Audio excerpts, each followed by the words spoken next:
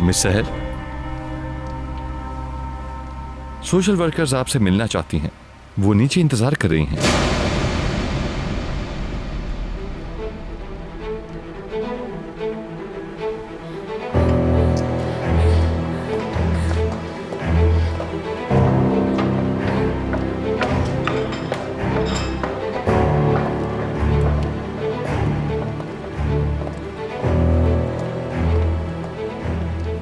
पुरसुकून रहो, साथ चलकर देखेंगे क्या मामला है।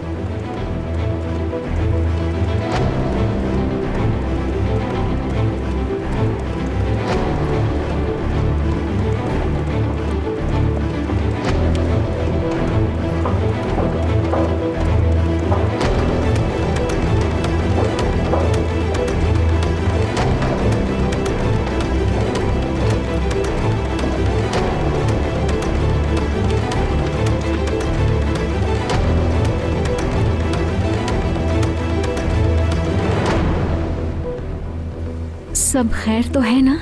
सहर करीम ओगलो, हम आपके दिए हुए एड्रेस से होकर आ रहे हैं। हमने आपके पड़ोसियों से भी बात की और हमें पता चला कि आप काफी अरसे से वहाँ नहीं रह रही हैं और ये यूसुफ की सरपरस्ती के लिए जरूरी था।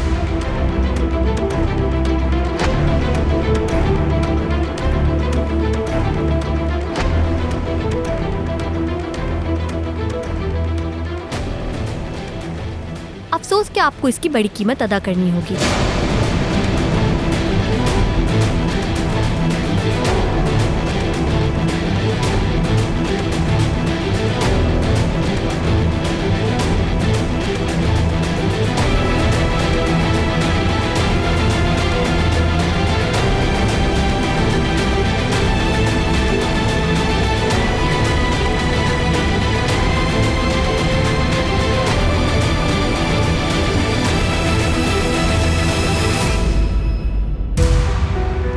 कितने अरसे से यहाँ रह रही हैं मिस सहर?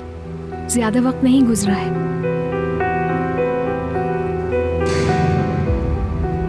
हम आपसे बाद में तफसील से बात करेंगे, मगर इससे पहले हमारी एक्सपर्ट यूसुफ करीम अली से बात करेंगी। यूसुफ अपने कमरे में है, मैं जाकर उसे देखती हूँ।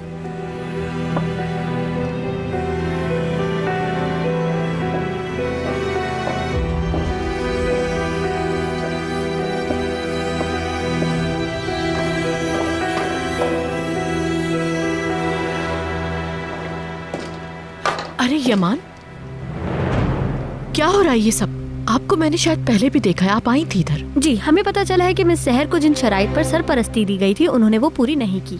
क्या मतलब है इस बात का?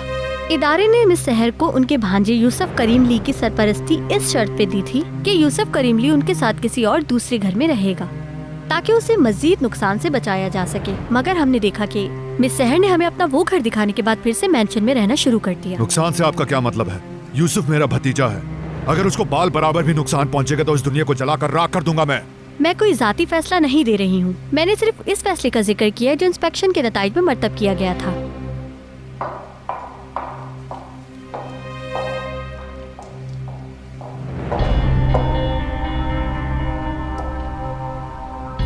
आपा, सब कुछ ठीक तो है ना?